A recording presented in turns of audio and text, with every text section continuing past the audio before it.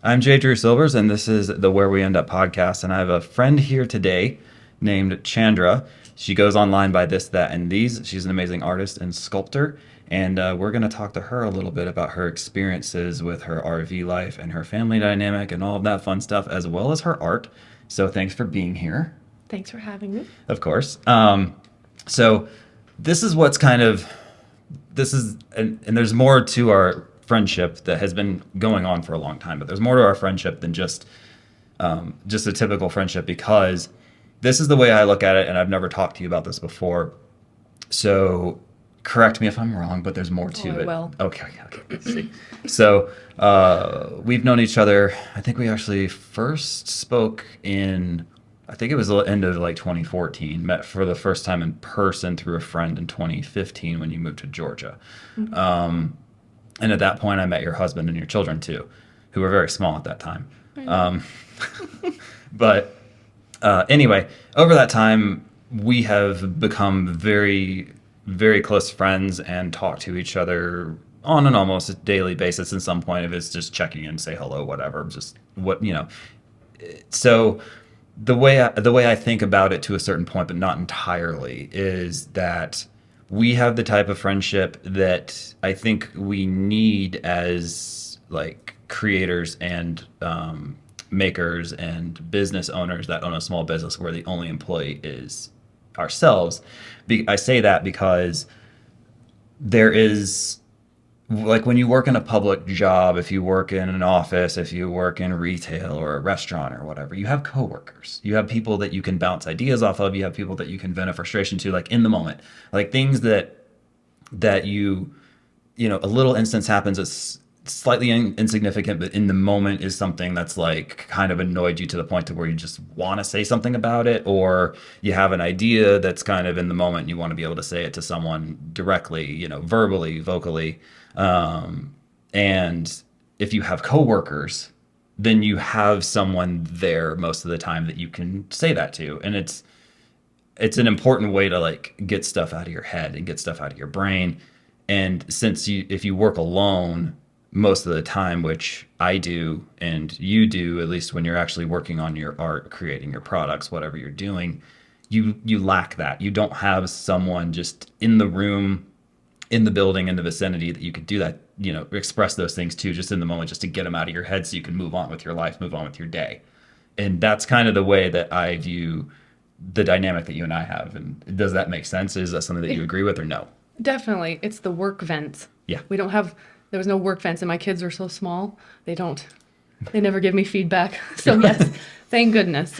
That's absolutely right. And I've thought of it like that always. So that totally makes sense. Okay, because some people look at it and they're like, I'm sure some people look at it and they're like, that's kind of strange, like, because we're essentially the same age. We are in very different places. Like I said, I've been married to my wife Anne Marie for about a year now. You've been married for much longer. You have 3 kids. You've done a lot of traveling in your life through, your husband's work and your other endeavors and all that stuff.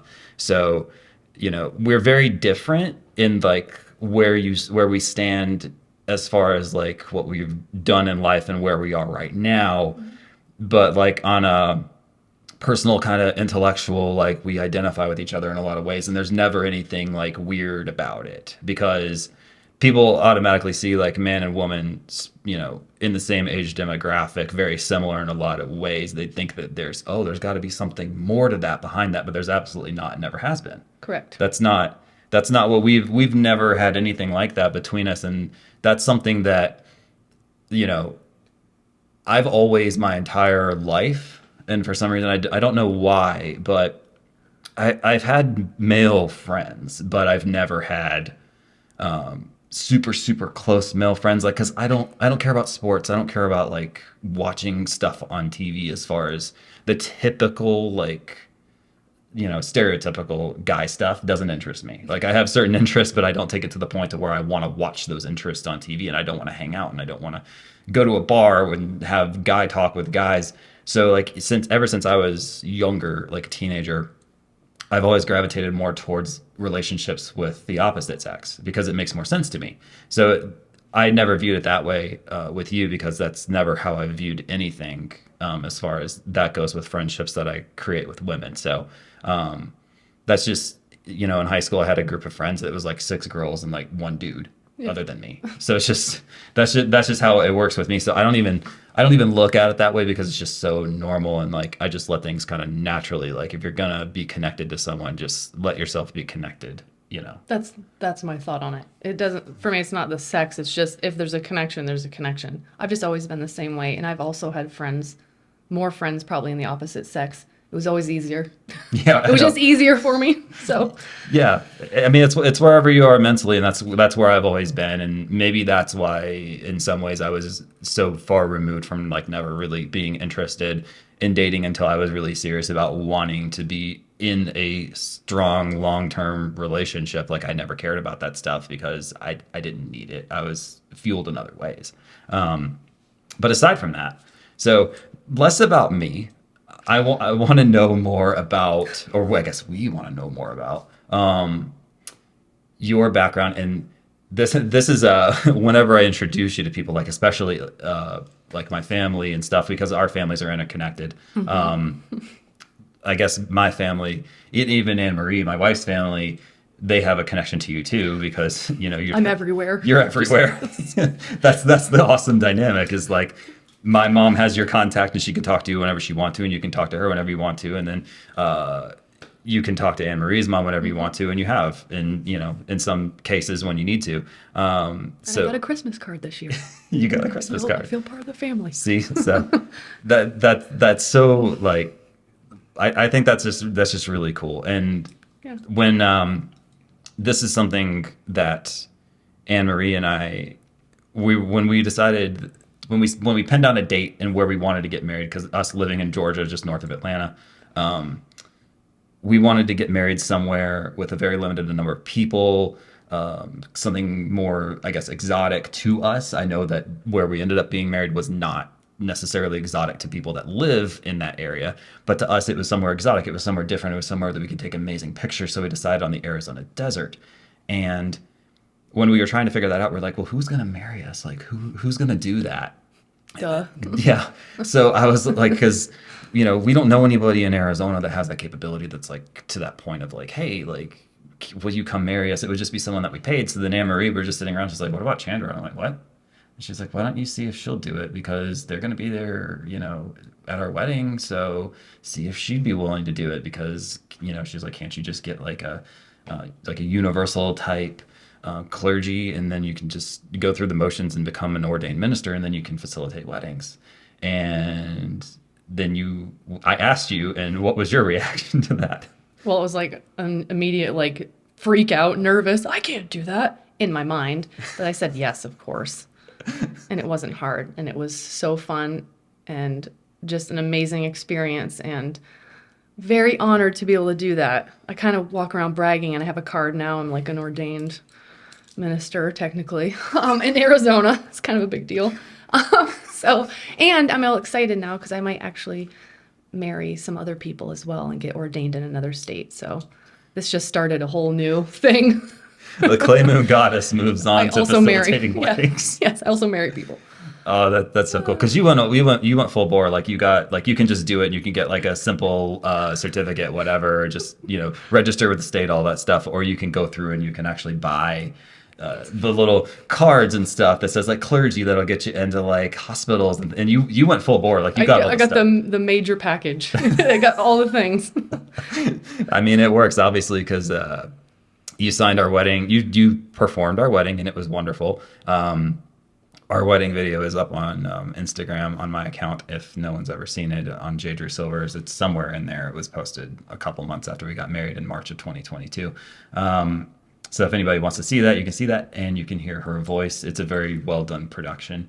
So I'm like super excited that she was a part of it, and not only was she a part of it, but her family was also there. Her husband and her three kids were there, and they are, a part of it. They're in our wedding pictures, and it was a pretty magical, day. So that's an interesting dynamic that you and I have that I think is like super important and helps each of us grow, in a lot of different ways that is kind of rare to find in a friendship because we never like disagreed about anything that like pushes us to the point of like I don't want to talk to you. Like it's never been that way. It's been like about 8 years or so, and I can't think of a single time where I've said something that pissed you off so much that you were like, I don't want to talk to him for 3 or 4 days. I'm going to ignore him. Like it's never like that. That you know of. I'm just kidding. I could probably timestamp it if I check through enough and figure out when that was, if it ever happened, but if it didn't. No.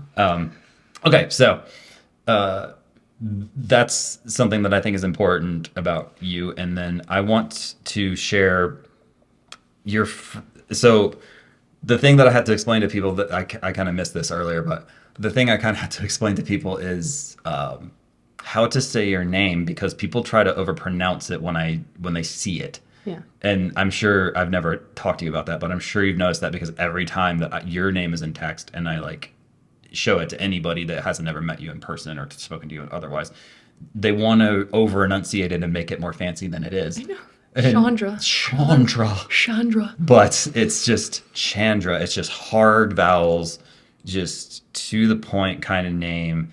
And the reason I bring that up is because of where you grew up in the environment. People are like, oh, that's such like an exotic like name. Like she must be of some like fancy like European origin and all this tradition and stuff. But tell people where you're from and what that is like. So my name is Chandra, and how I tell people to pronounce it is think of like Jackie Chan. And for some reason, that little tip, everyone's like, oh yeah, Chandra. And then but if I don't say that, it's almost like they just can't comprehend. So anyway, I was born and raised in Vermont in a very small town of like 600 people. And my mom found my name actually in a love novel she was reading. And it has an Indian origin, and it means God of the Moon. Oh. So growing up in Vermont, in that town, my name was constantly mispronounced as what we had just discussed. Chandra. I've even been called Cassandra. There are no S's in my name, but somehow that has come about. And then my last name, my maiden name is Keys, which is spelled Keyes. So my whole life, I've been Chandra Keys. So I've never really been what I was named as, but, sometimes when I met my husband, I would introduce myself and people would just be like, oh, hi, Chandra, hi, nice to meet you. And I would never correct them. I let it go. My husband was always like, that's not your name, though. You need to correct them. Like, and I'm just like, God, at this point, I just let it go. So, yeah.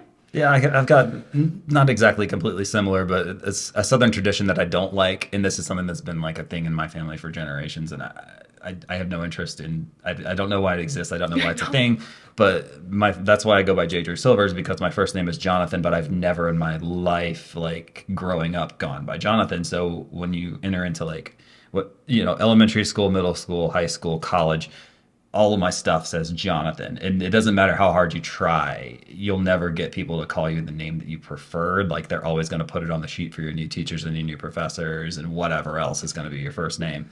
And so I've gone by Drew my entire life.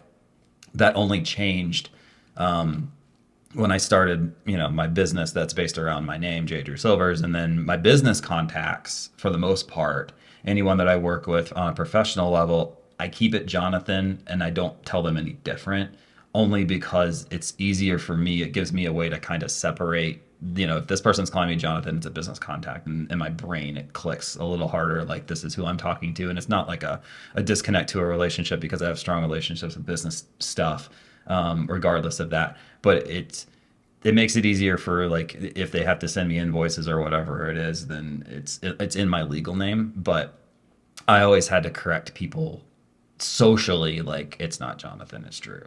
And so yours is worse because But my husband lived that life. Oh, that's right. So he has two names. Yeah, he has two names. And he's not from the South, but No, but he also does the same thing like on really important documents. It's just his real name, and then, if he meets someone, it's his other name. So yeah. So It's similar, but your last name now is obviously French, and Yes, very French. is that that's not as Oh, hard. that gets butchered. Oh, it does. Oh, yes. Oh, okay. That is, yes. So you never escaped it, No. No, you're right. I never did. but hey, that's I've become numb to it though at this point. I just let it go. right. Oh man. So okay. So growing up in Vermont, small town, everybody knows each other, right? So Yep. it's one of those kind of Mayberry existence, like where everybody knows the butcher, everybody knows the guy that works in the grocery store, everybody knows the teachers, like, and I'm gonna imagine a lot of gossip circulates. It's just small town America stuff, Yeah. right? Yeah. So then you left that small town environment. At what point? Like what led up to that?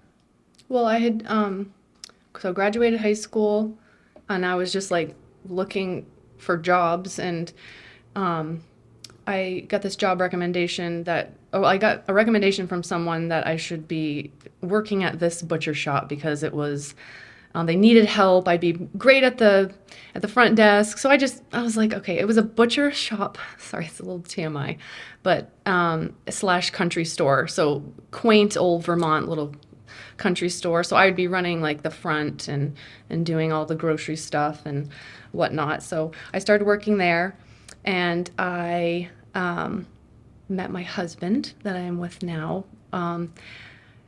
Sorry, I lost my train of thought. Was he the butcher? Yes, he was the butcher at the Okay. time. So okay. So I met him, and we were only, let's see, we got to know each other for a few years before we dated, and we had only been technically dating for like 2 months, and he had this awesome job offer in Boston. And for his age and where he was at in his career, like it would be very ridiculous if he didn't take this job. Because he was in his 20s. Yeah, he was in his 20s, and he just had this huge opportunity, and I could tell he was torn because he thought maybe I was not going to be all about it. So he was ready for me to just be like, no, I'm not coming with you. But when he said, he got this job and he's going to be moving to Boston, and, no pressure on me to go, but he would like it if I went. But if I didn't, he would be willing to drive back every weekend, to make it work. And I was like, oh, heck no. Bring me with you. So how far is Boston from where you were? 2.5 hours. Okay, that's not close.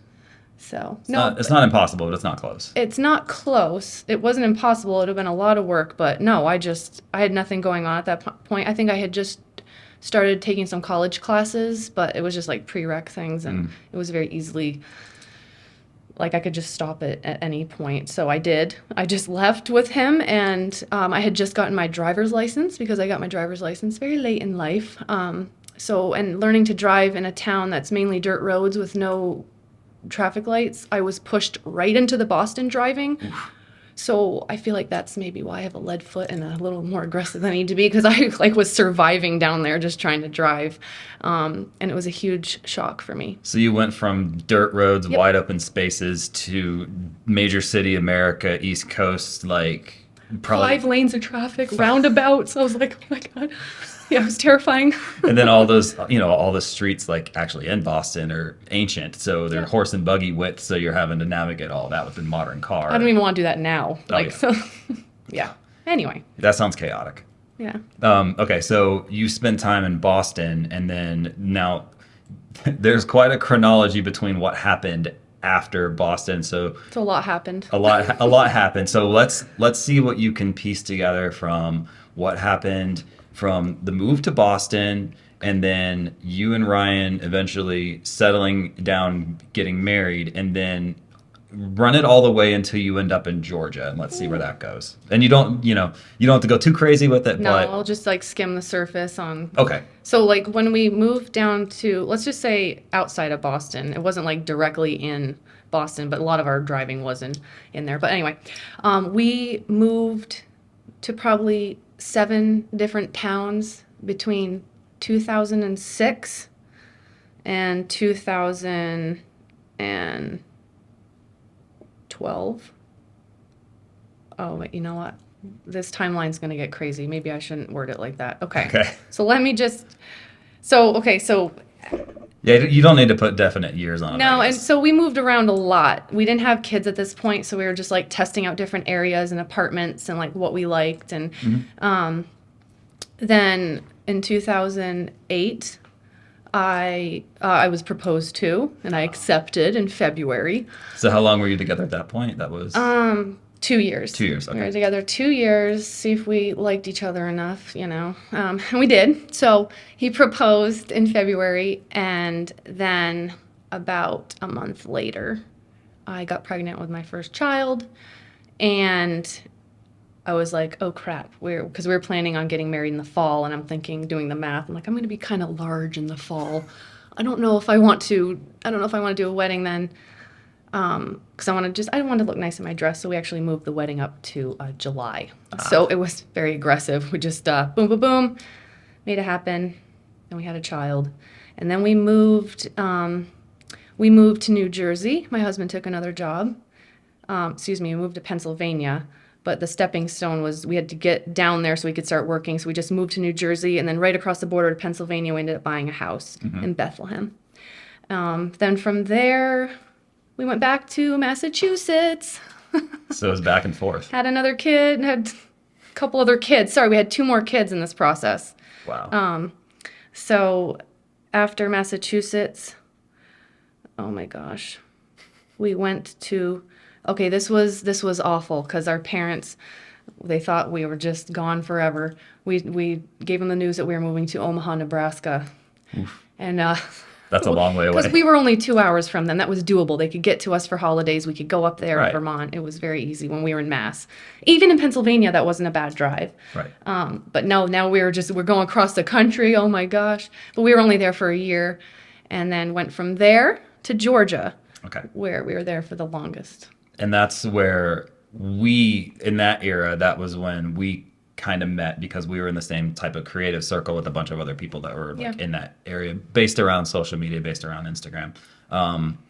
And that's how you and I first connected. And in the beginning, it wasn't like instant, whatever. It was just like we had some conversations and group chats and whatever initially. And then you bought a few things from my shop. And then I think the last thing at that point, because you were like, I'm moving to Georgia. And I'm like, oh, interesting. And then you were like, I think what happened was you bought something and you're like, we're moving in like 2 weeks or something. Just hold on to it until I get there. I'll give you my new address, whatever, because you bought something from me. And so you moved. So where I live is on the top of Atlanta in the northern suburbs. Like if you hit it without traffic, you can enter into the downtown area of Atlanta from where I live in like 35 minutes or so. The airport is on the bottom of the city, and that's the area that your family settled in. And that you were in a nice spot because you were still like probably 20 minutes from being downtown if you wanted to be in the city life, and then you were like 15 from the airport if you had to go anywhere or fly anywhere. And I think that was part of the reason anyway, was because Ryan We traveled did. a lot. Yeah, that's why I moved. So you wanted to be near the airport, and that house that you lived in, I loved it. Me too. Okay. Well, it was way too big for for us. We didn't need all that space, but because now I live in an RV, so it just Right. seems very unneeded. Yeah, I understand, but the property was so nice because it was like you had two backyards pretty much, because there was like a fence in the middle and there was like a second backyard. And then, you had a nice little, not quite a full pool, but you had a nice patio and stuff. And I'm like, wow, like I looked at that and I was like, wow, if they're ever going to be planted somewhere, this is probably where they're going to be planted, because Anne Marie and I visited your house. We thought so. Yeah. Because it seemed like you set it up that way because it was in a really nice area and it had all the stuff you needed. The school system there was good. That's another reason why we chose that town. It had like the top ratings for the area. Ah, okay. Gotcha. Also. Yeah. So you really planted it and set it out and did it, to the best that you thought. And then things changed because now you can correct me if I'm wrong in any of this, but I'm just giving my timeline of it to maybe set it up a little bit. Ryan always traveled quite a bit. That's just part of what he does. And so that, like I said, that's part of the reason why you chose to be near the airport. Atlanta has a huge airport. It's really busy. It goes everywhere all the time. It's always called the world's busiest airport. So that's what you hear on the news all the time. And I know it annoys people that live locally to hear it all the time, but I don't think people realize how massive that airport is. And it's it's a really great place to be if you travel a lot because you literally can take a flight to anywhere else in the United States with like a couple hours notice in most cases. Like it goes everywhere. Yeah. But so I think he started working more on the West Coast and out west at that point, at some point in time after you lived in Georgia, right? He was flying out more often than normal, right? Maybe. Because that's what I think I I'm trying to think of remember. what company. Yeah. Yeah, it seems like I think he was opening something in California or was going to or something like that, and he needed to be out in that.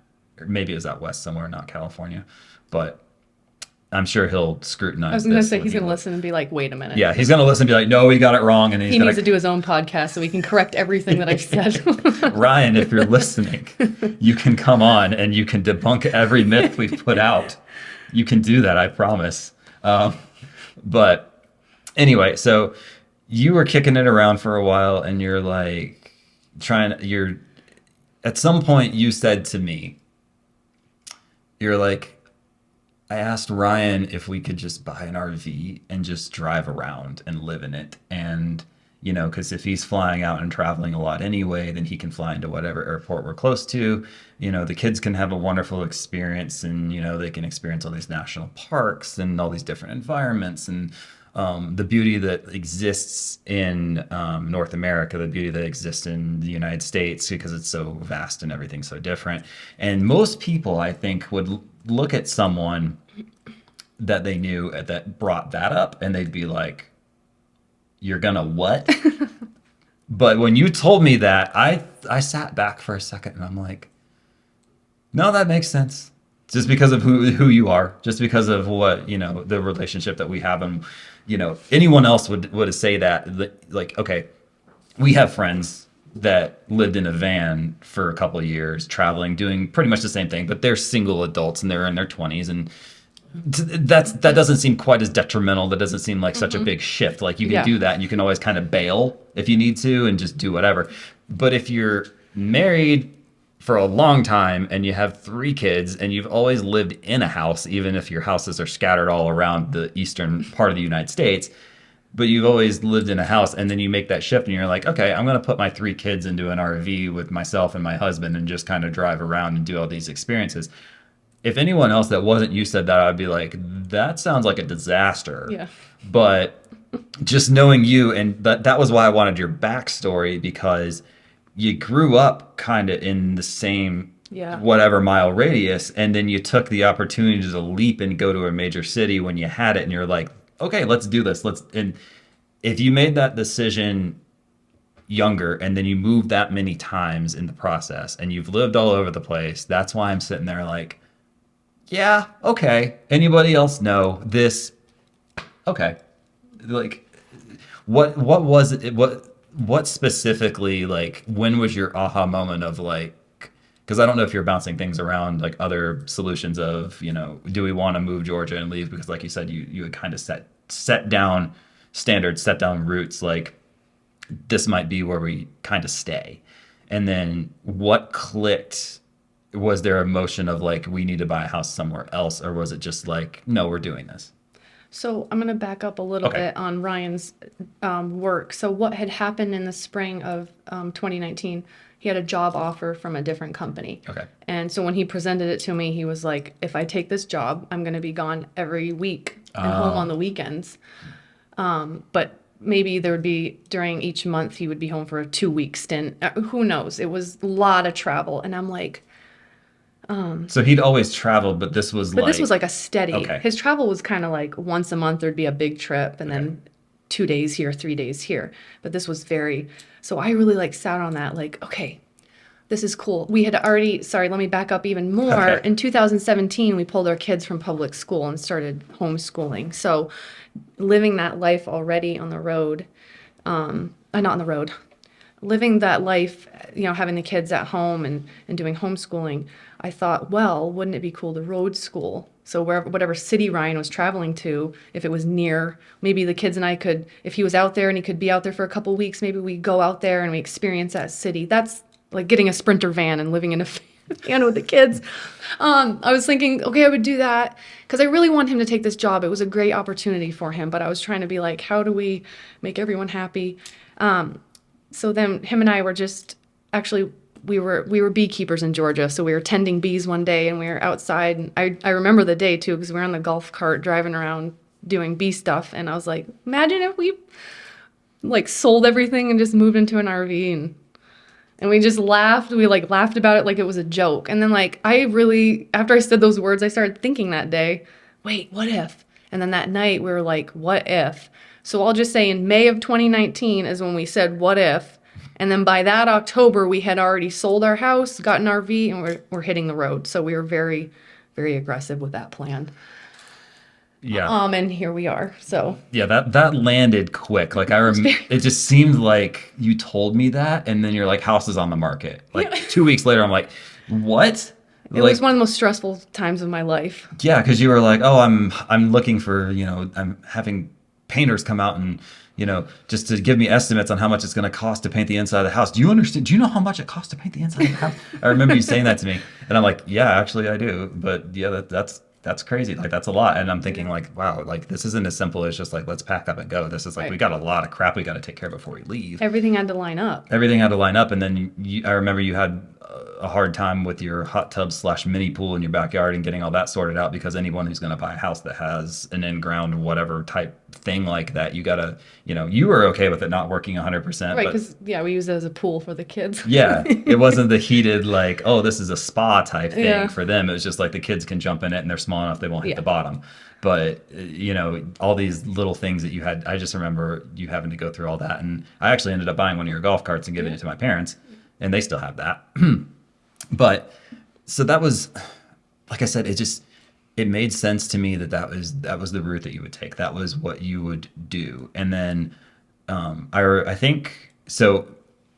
In context, people think like RV, and they think like Ford Econoline bus with a cube on the back of it. But what you guys did is you actually, like, this was supposed to be an actual living situation. So you bought like a motor coach, like a tour bus. Like that was the approach. It's like, if we're gonna go from a house to an RV, we're going to have it be as close to being a house as possible that's reasonable, right? Mm-hmm. So that was kind of the approach you took. And how long did it take you to pick that out? That was part of the stressful process, because it was like, doing stuff in the house, but then also going out to these places to like walk through.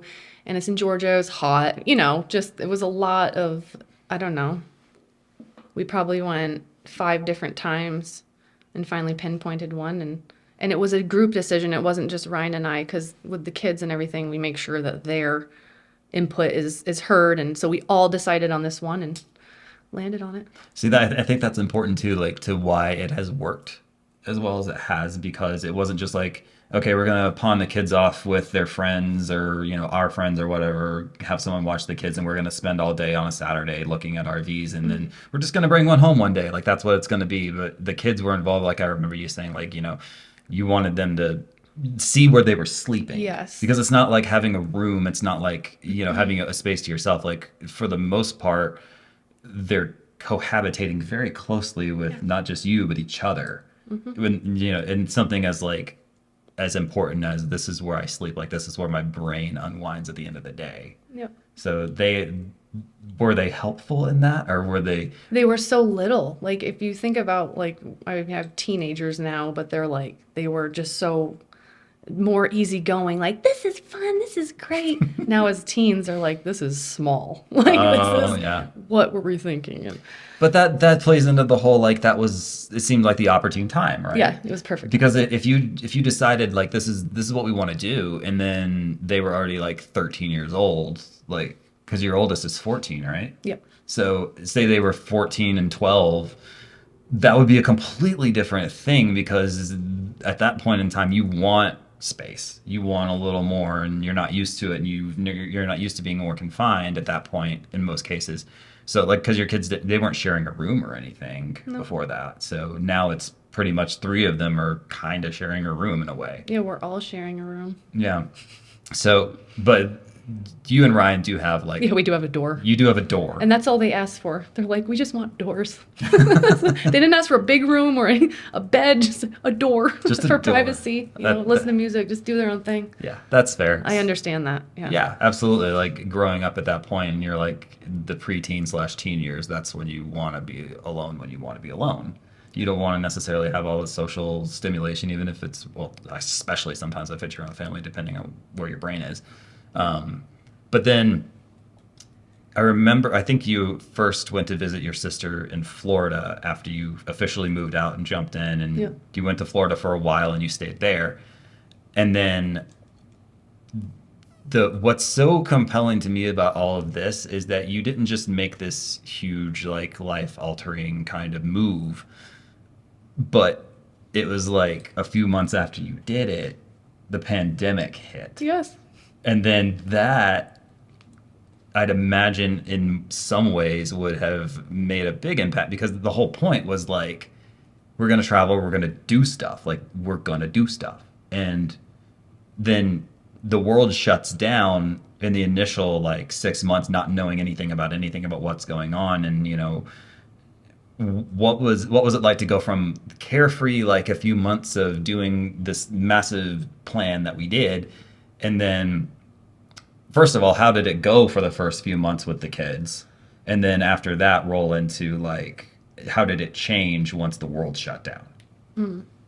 Okay, so when in October, I think it may have been, the day before Halloween, we had sold our house, and we'd already purchased the RV like a couple days before. It was parked out front of the house, so we literally like sold the house, jumped in the RV, and drove down to Florida, and stayed in an RV park down there, and then with my sister a little bit, and that was kind of it was scary to just kind of hit the road. Because my husband still had a little bit of work that he could do in Florida. So he was like, let's kind of do a slow transition. So we went down with my sister where it was safe. We knew people. We were just kind of acclimating to that life, but with family around. And we stayed for Christmas. We did Christmas with my sister. And then that spring is when the pandemic hit. And our 2020 travel plan completely changed. Instead of doing our trip around the whole entire U.S., we just booked it to California, where my husband knew that he would have an office to work at, and we could just kind of quarantine there, and we could go from our little RV to, and he could just drive into work. And like, that was our only that's what we did. We just kind of like, were freaked out. Everyone was scared. So I guess we could just say we quarantined in Petaluma, California at a campground with a bunch of other scared people. And we just kind of survived together the whole summer. And that was when the forest fires around there were so bad that year, that it was like, the pandemic, it was like the forest fires. It was so crazy. I'm just thinking back at it, like my kids went through all of that. Like that was nuts. Mm-hmm. And everything was different. We had no travel plan. We were just kind of, what's next, you know? So that's that. Yeah, I remember you saying like there's like stuff floating in the air from the fires. Kids couldn't play outside. Yeah. And then that's at that point in that fall, we can't live here anymore. So then we went to Vegas, where our friends live in Vegas. So we went there because we knew people there. And Ryan also could work out of an office there. You know, if we're not going to travel, he wanted to have an office. So then we went to Vegas, and we've been in Vegas Well, since then.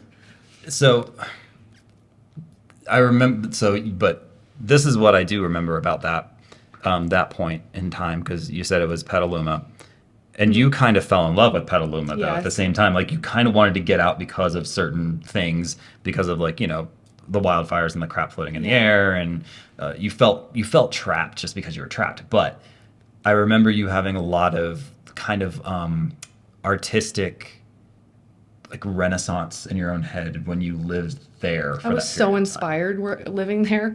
I could totally, like, if my husband was like, let's move to Petaluma. Yep, let's go. I because love it. it's a lot of what's the nature dynamic like, because I know that you spend a lot of time, because obviously you can't go anywhere and do like a lot of stuff at that point because it's, pandemic, nobody knows what's going on, no one has answers, so you spend a lot of time outside and On the coast. on the Just coast. exploring all of the coast. I mean, you can't really swim in the waters there because it's so cold. So we just like walked the beaches and explored all of the different stones that California has to offer and the trails, and we just survived outside. Yeah.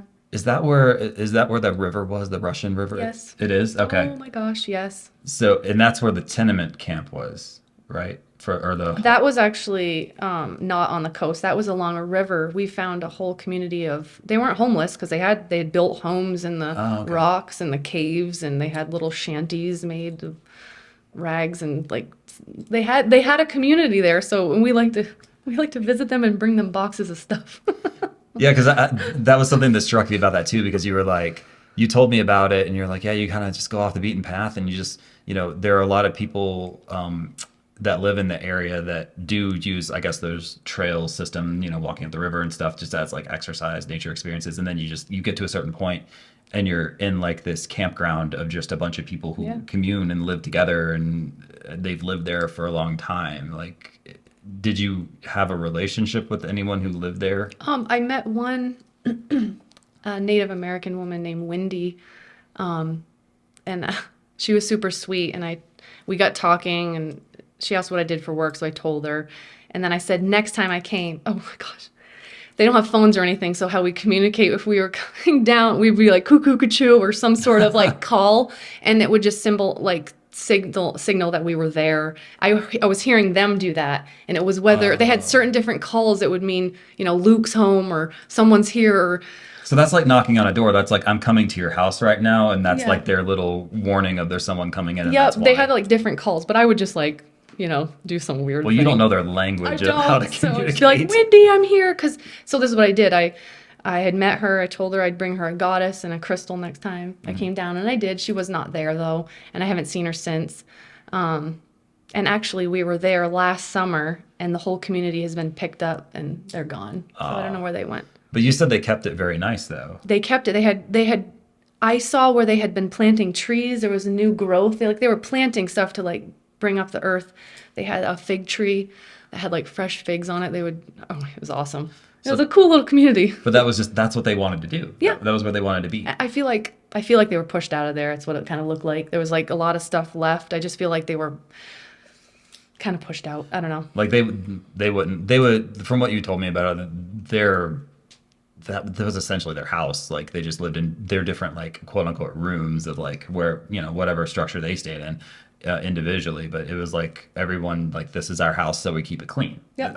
We keep it neat, we keep it tidy. And that's the thing, like unless you were there in the moment, you don't really know why they're not there anymore. Yeah, I don't. I was sad because I wanted to see everyone. It's been a few years. And then you make the journey over there, and then they're just not there. Yeah. Like I would love to know where they are, though. And I who know. knows? Maybe you'll visit again, and they will be reset up again. Maybe they just. I plan on going again. Oh, okay. Definitely. Wow, that's awesome. So then, you met all your fun friends there, and there was, so at that point, you had been staying in different RV parks, campgrounds, that kind Yeah. of thing, Yeah. for that entire process. But what a lot of people don't know, and this is something that I see in like community groups that I'm in on Facebook, is that people are like, I'm gonna fix up a school bus and live in a schoolie, or I'm going to, buy a Ford Transit van or a Sprinter, and I'm gonna fix it up, and I'm gonna live in that and just travel around and just park it for months on end, and then everybody will chime in and they'll be like, that doesn't match code. Like you can't even park an RV for more than, depending on where you are, it's always different. But this community, this county, this city, you can only park your RV, your van, your dwelling. You can only do that for, a week or 2 weeks or 3 weeks. And then we have to get you out. Like you've got to pack up and move, get out of the park, or at least move to the other side of it. Like you can't just live here on a consistent basis.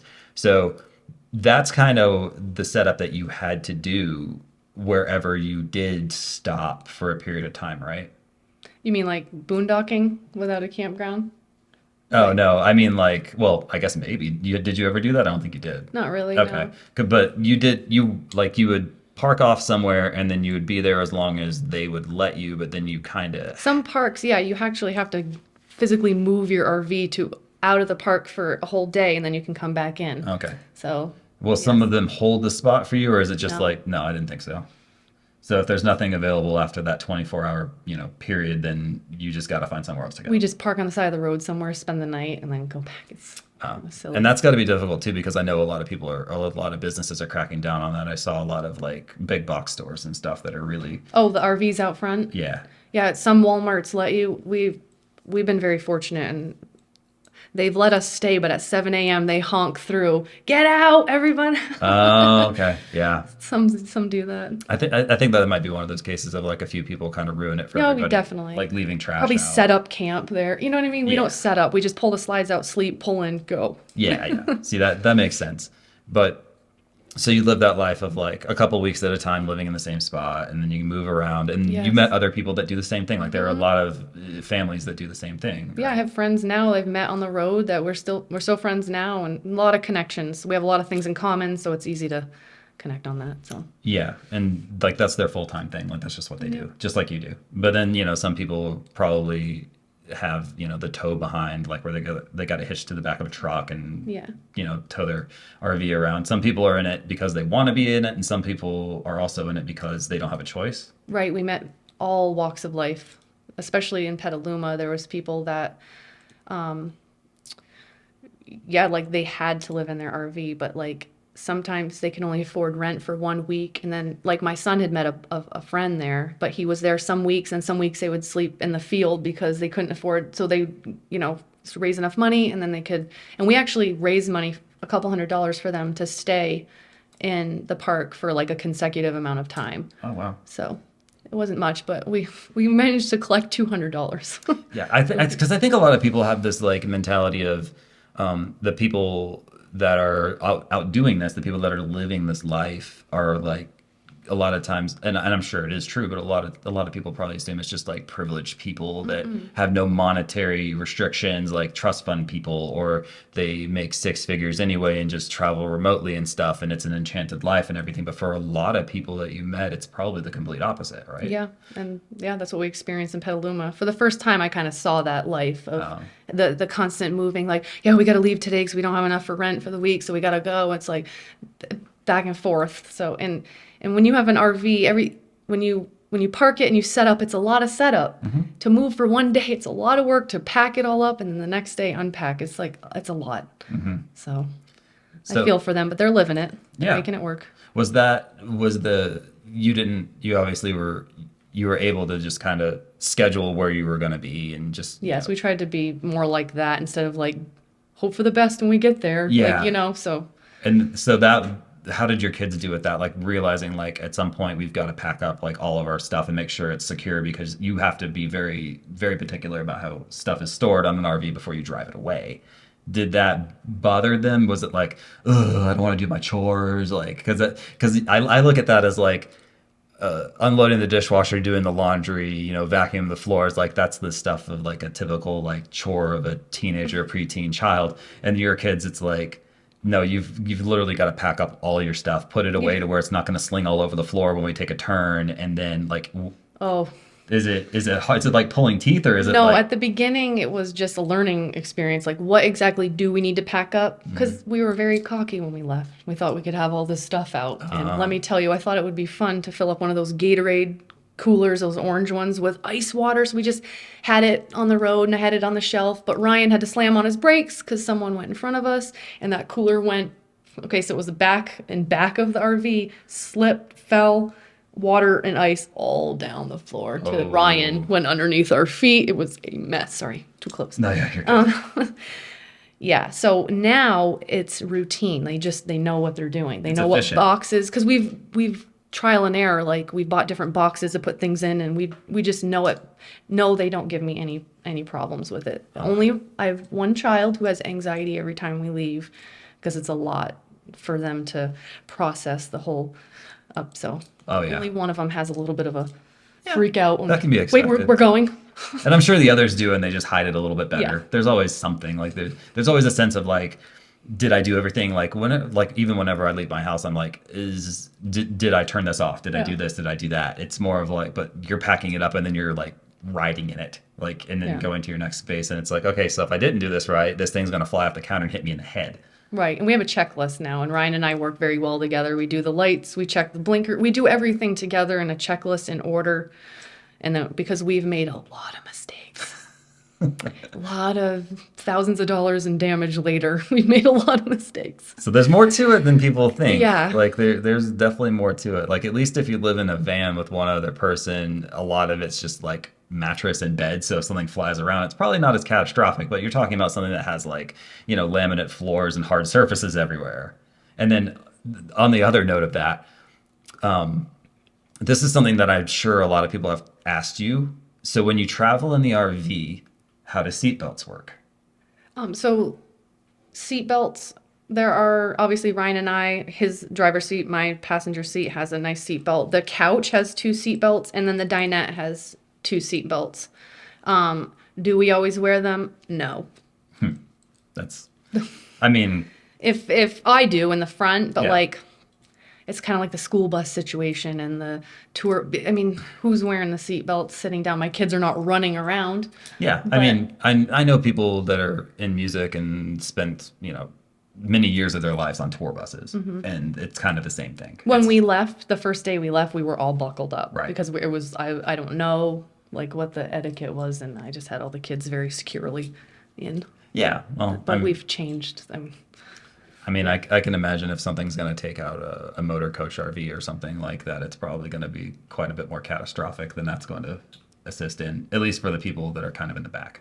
Yeah. For the front, I totally that's captain's chairs, that's someone driving and someone navigating. I always whatever. buckle in the front. Yeah. The question is, do you drive it? Yes. Haha. Do I like to drive it? Not really. I think if I'm not mistaken, I think the first time you actually drove it, Ryan took a video, and I think I have that. Yes. Feel free to splice that in here somewhere. I'm kind of like white knuckled and like, hey, yeah, here I am. Because how But- long? How long is it?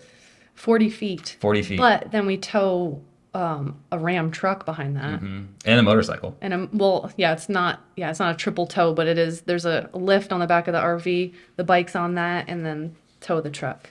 Yeah. So it's still spaced out at least the width of a motorcycle. It's nerve-wracking, yes. Oh, I bet. I can drive it if need be, like literally just from a gas station, get on the entrance ramp, get on the highway, and get off the entrance ramp. That's about all that I like to do. See, that brings up another thing that I was excited for him, but like you have like the family car, which is a 4-door pickup truck, which is freaking awesome. But the other part of that is like Ryan, he needs to leave you with a car with the kids because the kids have stuff to do, and you have stuff to do. So logical thing is, let me buy a motorcycle. Yeah. So he bought a motorcycle, and I love motorcycles. The only reason I don't ride them is because I live too close to the city, and it's just, to me, I used to ride all the time, and there's just too many people around that are on phones now. That's the reason I sold the last one I had. But if you're kind of in the desert, maybe you're a wide open place, I would totally have another one. But when you were like, yeah, we're gonna get a lift for the motorcycle to haul it on the back of the RV, and then you can just ride the motorcycle to work. And if you're out west and you don't have to deal as much with torrential downpours as the East Coast, then why not?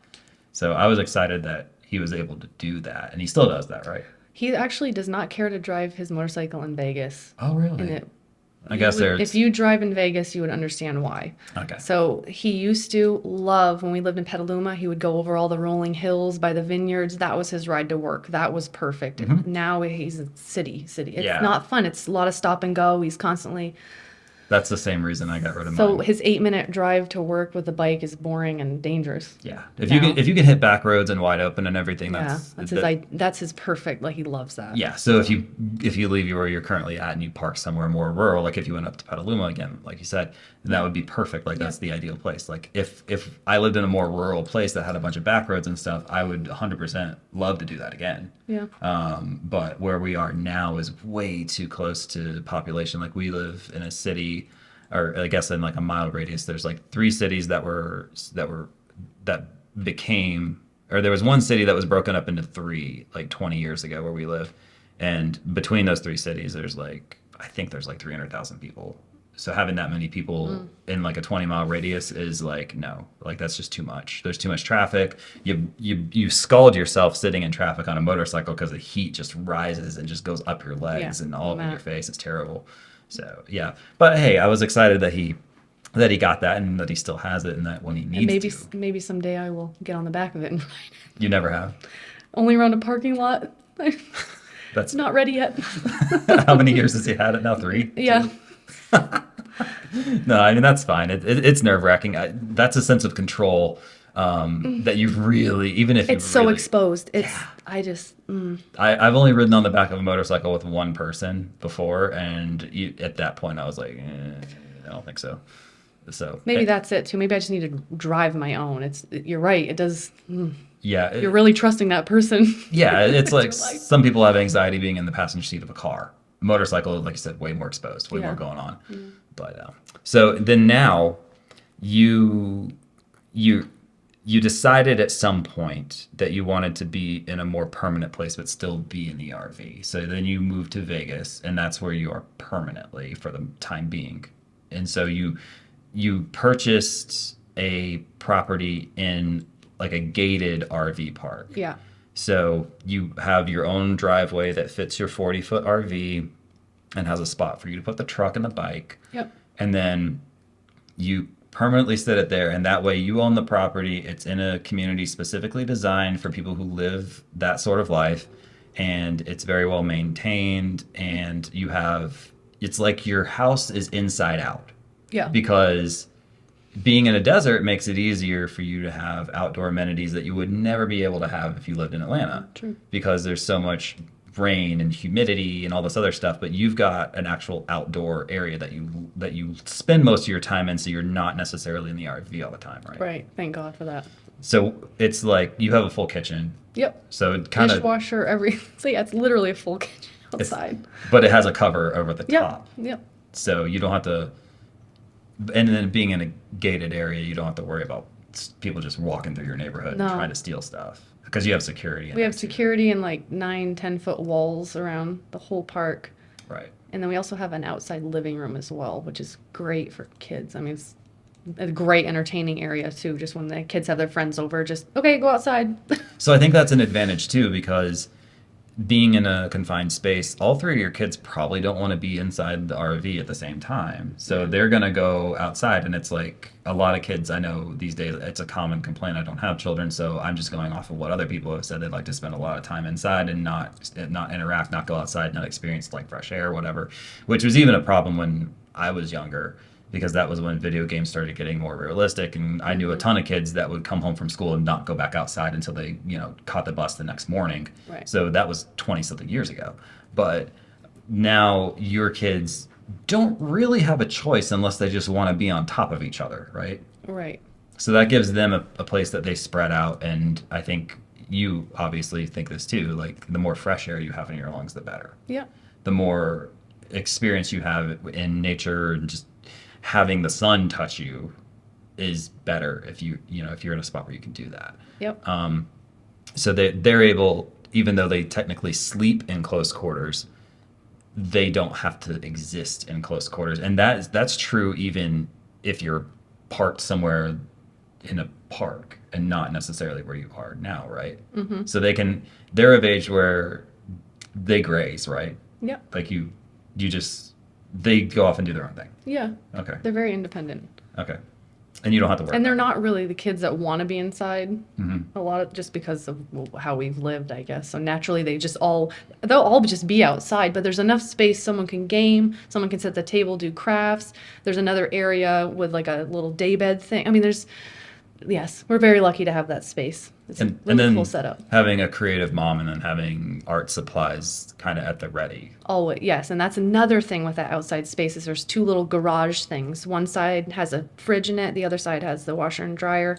But I can store a lot of art stuff out there that I can't store in the RV. Yeah, because you can. So I've accumulated a lot of things. So you can only put so much inside, and then you have under Yeah. storage too, but you can only put so much underneath it. Yep. So yeah, well, so now you're at a point. So you're 3 years in, thereabouts. You're about, almost 4, or Yeah. coming up on 4 later this Yeah, year. November would be 4 years. It'll be with 4 this. years. So now that the kids are getting older, because what are the ages? 14 and Well, one's about to be 13, one's 14, and one's 11. okay. So now at this point, obviously you're happy with what you've done. You're happy with how much you all have grown as a family. You're able to homeschool your kids, and you're connected to other people who homeschool their kids, and you meet up and you have like a community of, people like that you constantly meet up with. The kids have social interaction. They have the ability to go out and do whatever they want to do. It's like you said, they like being outside anyway, so you don't have to force them to go outside. But if it were the other way, if it were flipped, then they would kind of not have a choice. They'd have to experience out the outside world Yeah. on their own because of that situation. But now, 4 years in, kids are getting older. Are you at the point that now it's time to maybe migrate away from the RV life as an everyday thing, and maybe get into a brick and mortar home? Yes, that's exactly where we're at. Ryan and I could stay in the RV forever. Yeah. So, but we've kind of had to put our desires away right now because what our life is about is just the kids right now. Right. And we're like, okay, this is what they want. We'll just give it to them. It's not a big deal. Like, they're with us for such a short amount of time. So they ask for doors, bedrooms. They want bedrooms. They all have these. I have one daughter that's really into interior decorating and architecture and stuff. So she wants to design this amazing bedroom, and I want her to be able to do that. And I have a son who wants to design a whole gaming area. So I want him to be able to do that. And then I have another daughter who just wants crystals and plants and rocks everywhere. So I want her to have that. Sounds like you. She is my mini. It's Ava. Yeah. She's my mini me. So the next step is in the next few months, we're going to be looking for a house. So near Vegas, wherever. And does that mean that the RV comes to an end? Or? That means we're not sure what we're going to do with the RV. Keep the RV as like a guest house. A lot of houses in Vegas have an RV garage area. Right. It's like it's like a tall carport thing to park your RV in to keep it out of the sun. So I guess, that's our next adventure. A house. Wow. We've lived in 400 square feet for years now, and we've become very, very close. And I don't regret anything because I feel like my daughters getting into their teenage years, it was very important for me to be very present and right there. And I think that's where a lot of things happen where parents aren't right there, but I was right there. And I just feel like that was so, I don't know. And not as Crucial. not as a smother, not as a helicopter No, not a parent. helicopter. No, but there. I'm here if you need me. And just being in 400 square feet, we're always there. I understand that's not super healthy for the rest of our lives to be like that. But, and that's why we've like organically kind of come away from it. It wasn't like, okay, this is it. We're done. It's not working. It's just naturally pulled apart like that, like onto the next chapter. And we're all on the same page. We've all voted. We've all had, pros and cons lists. We've gone through it all. So. And I think it's valuable from just the outside looking in as someone who's never lived that experience. But like, I think you did it the right way as far as I'm concerned, because you went into it with like the only reason you wanted to do that was you wanted meaningful, lasting experiences that they can tell to, their significant others. They can tell to their children if they have children. They can tell to any friends that they have in the future or whatever. They have the experiences. You weren't trying to do something like that as a type of circumstance of like, we need to be more connected as a family, so now we're going to shove each other into this small space, because that's, I think, a recipe for disaster. You weren't trying to solve anything. You were forcing it, yeah. Yeah, you were just trying to give an opportunity. Yeah. Right? Yeah. Because I think that's a pitfall that I've seen some people take when they decide, like, I want to live that, I want to be that. And their whole thing is like,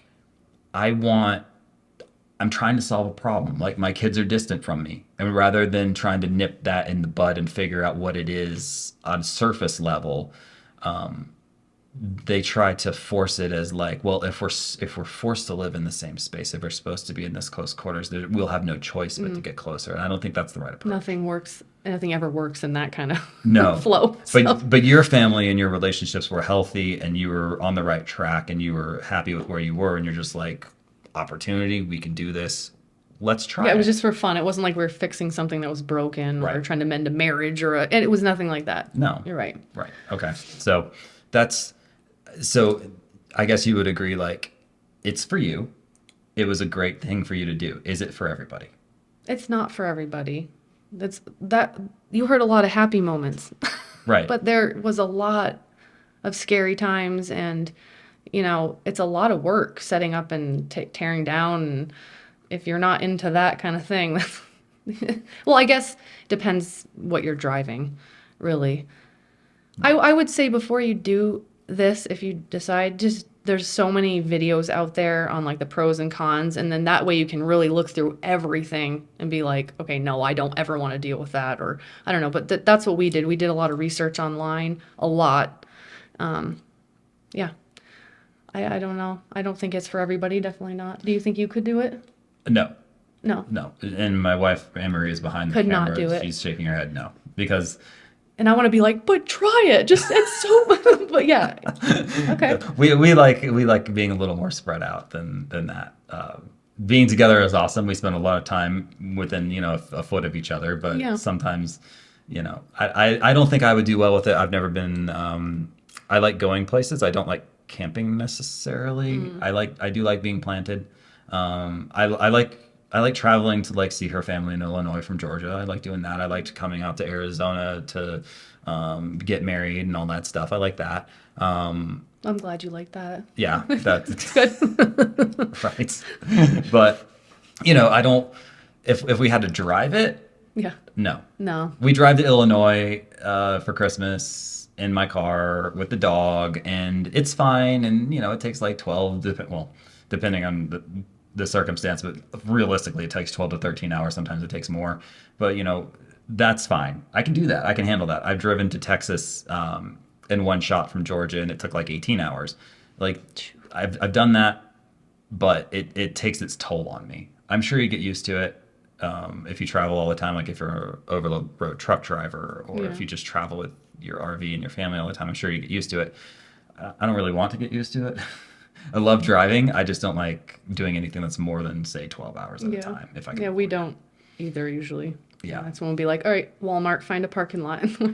Yeah. That's what we usually do. If we're on, like, if we're en route from like West Coast, East Coast, we don't really have campgrounds. We just stop wherever, boondock it. I see. And then we use the Love's gas station. Drew actually recommended that the Love's gas station showers are very awesome and clean, and he's not joking. They have an attendant there that wipes down the showers after you're done. I mean, it's so awesome. So then we just shower there and keep on a trucking. Because if you fill up there, they give you a shower we get free voucher. showers. Yeah. Yeah. But if you don't, it's like what, $12 or something. Yeah, it's like 15 a shower, but you can all go in together. There's 2 different rooms, so we can separate girls and boys and never see each other. So we just switch. Oh, I didn't know we're that. all in there. Okay, so your whole family showers for Yeah. $15. Yeah.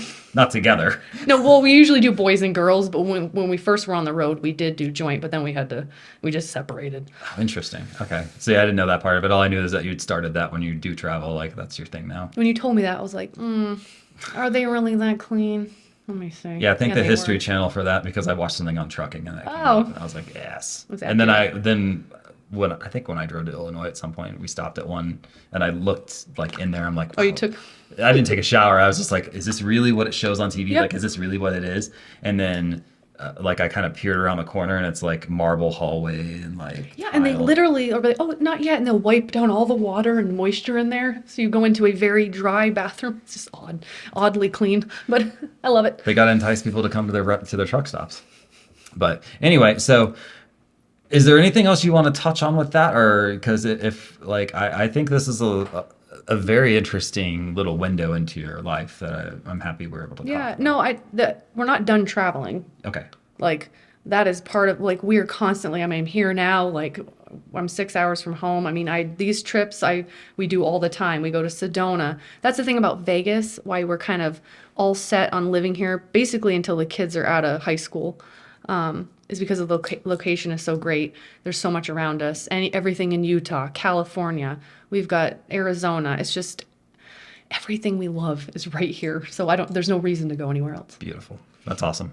So Yeah, that's it. okay, well, thanks for coming on, and I appreciate you taking the time to do so. Thanks for having me. I feel like that was like 2 hours long. Oh, I don't even know. I haven't timed it, but if it is, then we're good to go. But yeah, thanks for being here, and tune in because we're gonna have another episode at some point soon. So I hope you all have an awesome day. Thank you. Bye.